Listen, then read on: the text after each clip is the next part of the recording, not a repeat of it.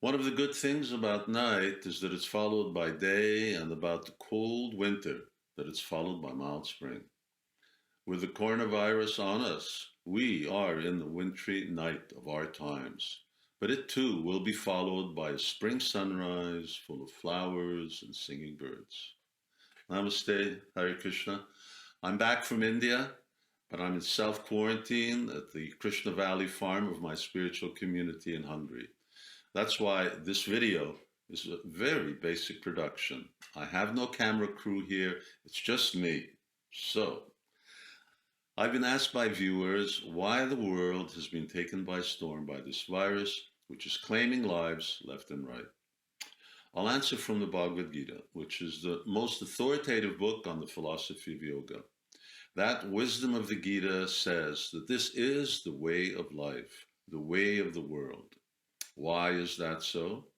Because the world we live in is full of miseries, and everything in it is temporary.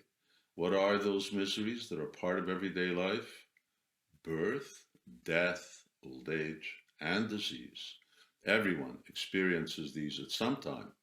But in between time, we live as if they don't happen, or if they do, that they happen to someone else, somewhere else, but not to us.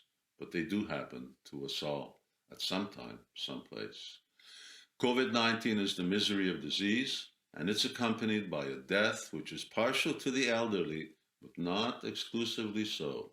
This is the way of the world. So, what can we do about it? We should take all necessary precautions, and beyond that, we must practice a quality of the yogis, a quality of transcendentalists, and that is the quality of tolerance.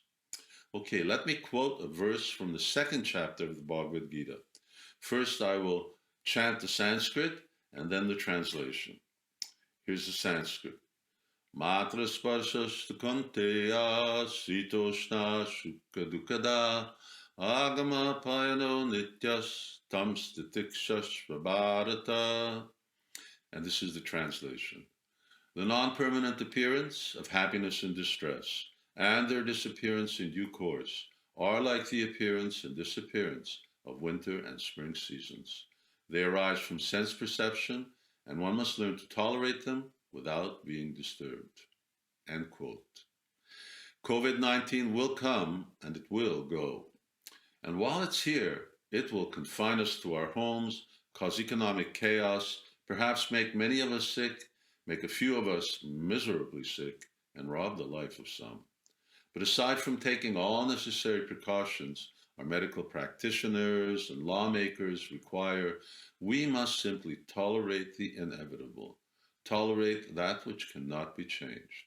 And if we accept that this is the way of life, the way of the world, and not try to change that which cannot be changed, if we make that psychological shift, then we will become empowered by tolerance, and we will become all that much stronger, all that much wiser.